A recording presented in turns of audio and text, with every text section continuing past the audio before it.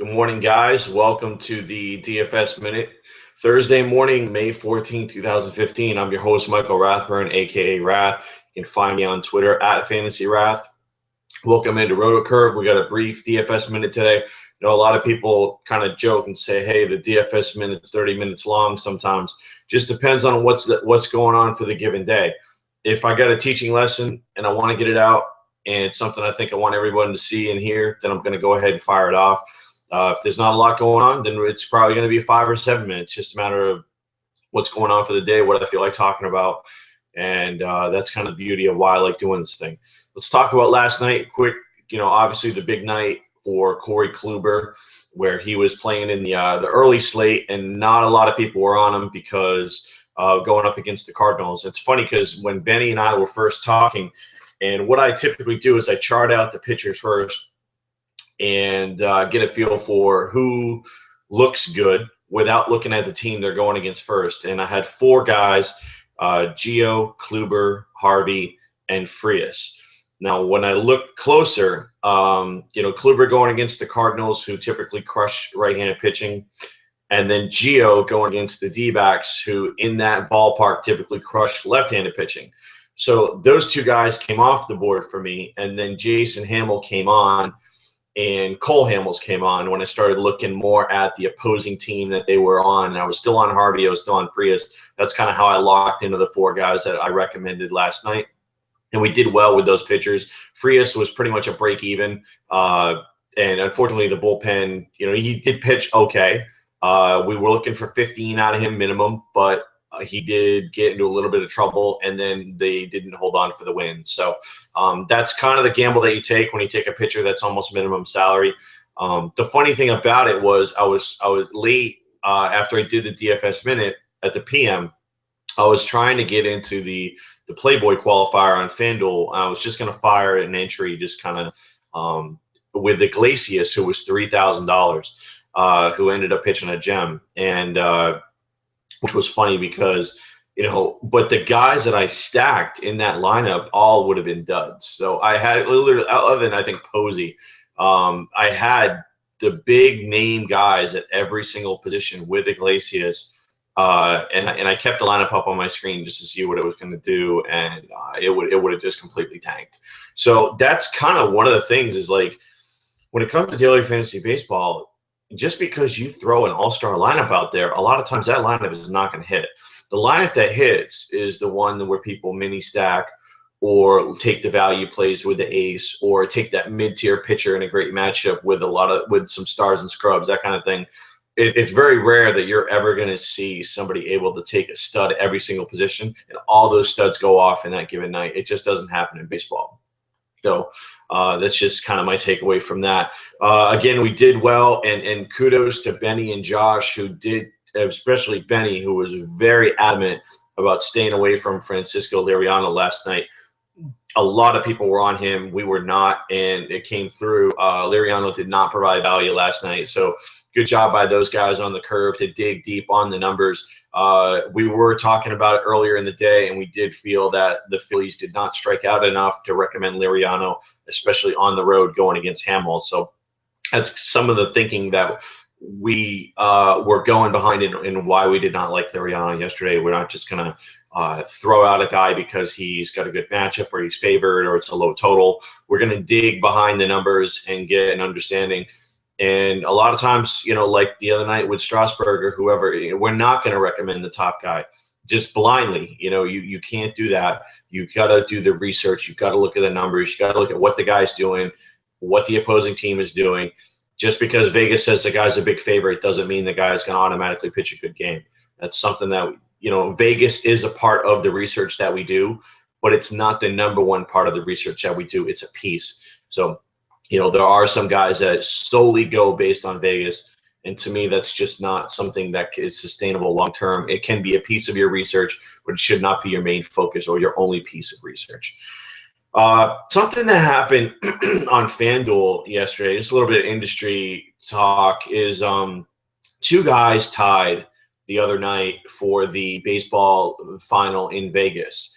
And it's kind of interesting because there was a situation in basketball where individuals tied and they did not have a tiebreaker, they awarded the cash. And it's a little bit strange that they've been kind of going back and forth, I guess. I don't really understand what's going on over there as far as if people are tied, what they do. I happen to be one of those guys a few years ago, before the stacking rules got into place, is the famous Friday night qualifier on FanDuel for $10, which was a few years ago. And I've been playing in it a couple of weeks, and I realized really quick that if you didn't stack, you weren't going to win. So it was a Friday night. The Braves were playing at Coors, and it was very obvious that I was going to get as many Braves in my lineup as I could. So I remember it was David Price, it was all the Braves, and I believe it was Johnny Peralta and 7 Braves at the time. You could just roll with 7 Braves. Nobody cared. And so I'm sitting there watching it that night, figuring, I fired one single bullet at the time, and multi-entry at the time really wasn't something that people were abusing. And lo and behold, the Coors game starts and the Braves start hitting, and I'm telling my wife, hey, this lineup's looking pretty good. I don't think I'm going to have a chance to win, but I think I might have a chance to get a little bit of money. Keeps going, keeps going, keeps going. Braves just keep putting up runs. And then all of a sudden I notice 1 team, 2 teams, 3 teams, 4, 5 teams, I believe it was, all had the same exact lineup. It had the Braves stacked with David Price and Johnny Peralta. It was hilarious. We all ended up having to play a playoff the following week. I didn't do so well because all I did was stress. I stressed about that lineup from Monday through Friday. I changed the damn thing a million times. If I kept my original lineup written down on Tuesday just to see what would have happened, and sure enough, that lineup would have won. So, at the time, they did the playoff for the seat in Vegas. And they did it last night as well. And the guy that won it last year, Dave Potts, goes by Cheese is Good. It's also been a season-long guy for a long time. He ended up tied with another user, and it was something like Big Game Ames or something like that. And they had the playoff for the seat. So there is some confusion as to, why did they have a playoff sometimes and why do they not have a playoff sometimes? And I think that's a gray area that you got to be really careful. If your terms and conditions are not explicit and clearly stated, for a live final or a qualifier, I don't know why they would ever split the pot. Why would they not run a tiebreaker? You're not playing a qualifier for cash. You're playing it for the seed. So I don't really understand what the thinking is there and behind that at all. So disappointing to see that the guy in basketball, there was some people that were tied in basketball that didn't get to play.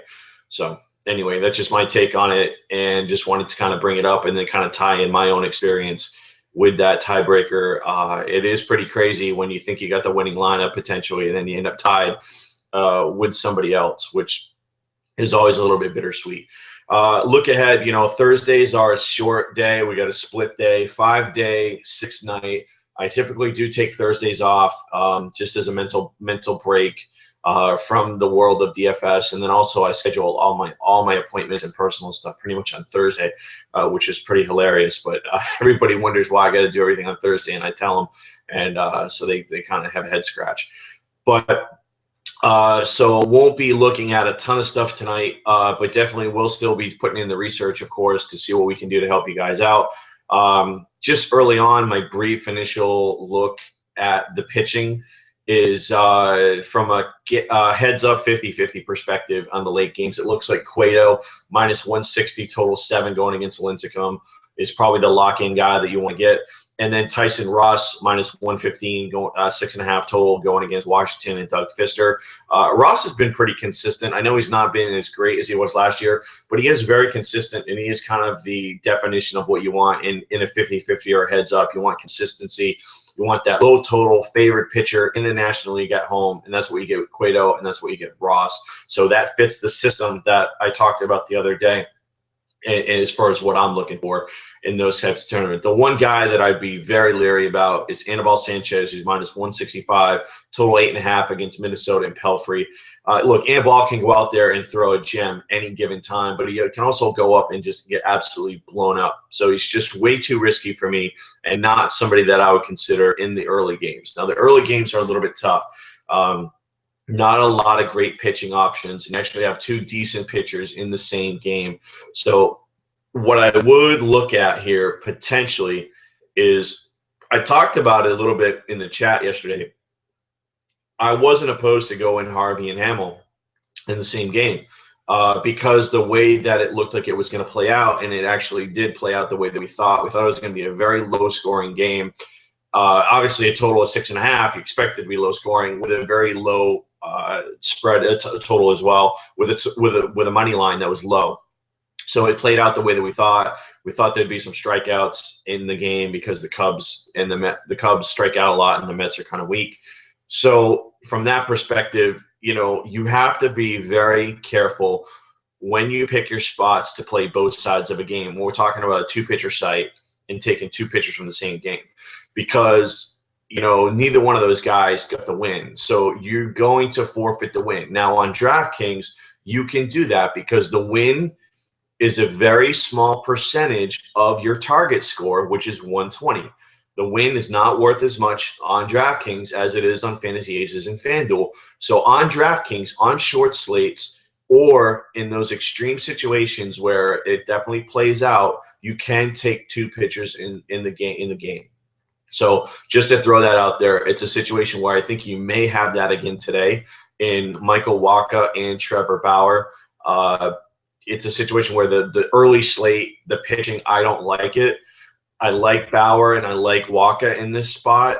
Bauer does have a potential blow up, but he has a potential of the high side with the Ks. So the other thing too is, on a Thursday day slate, don't be surprised if a lot of the bigger bats are sitting today.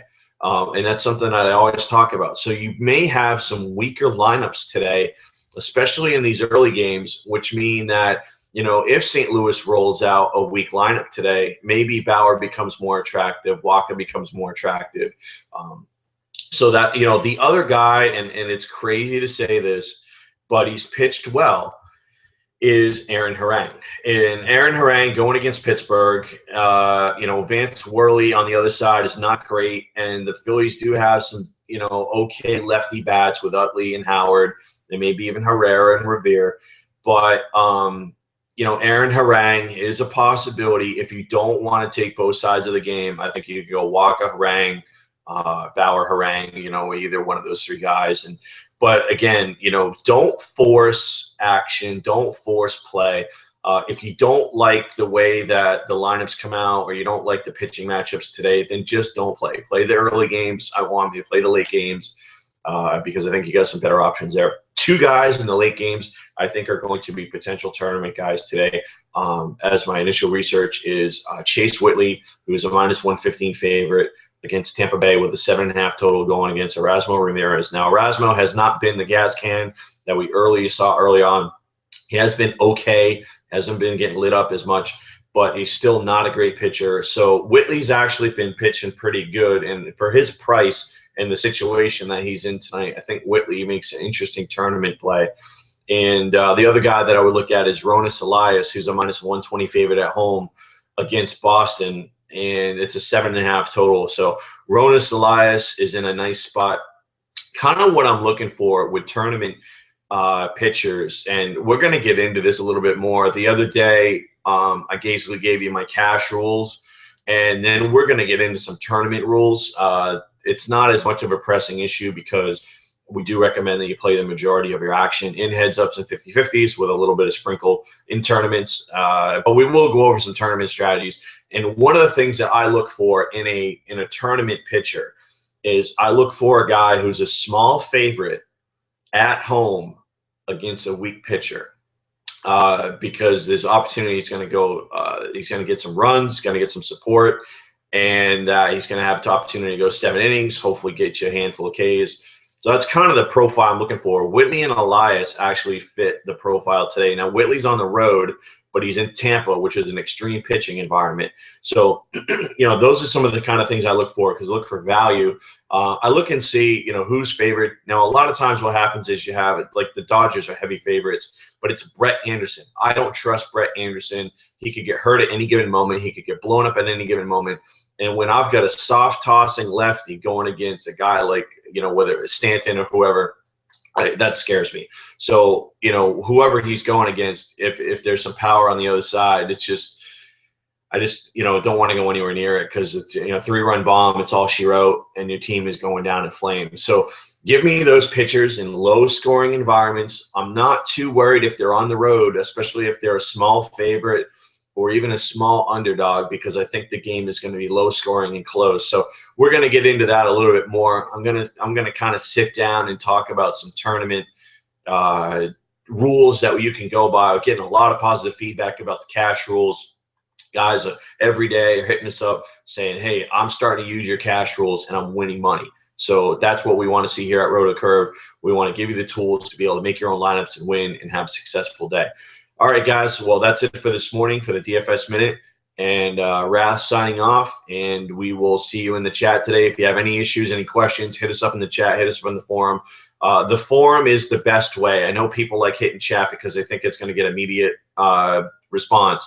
But really and truly, if you have a lineup, if you have a question, if you have a strategy, you want to talk about the day, the best way is to hit the forum and then get all the activity that we can and discussion that we can on the guys for the day. That's the best way, is just hit the forums and then click on Fantasy MLB, and then go to the bottom, start your own forum thread, and we can go from there. All right, guys, as we always say here at RotoCurve, stay classy, DFS.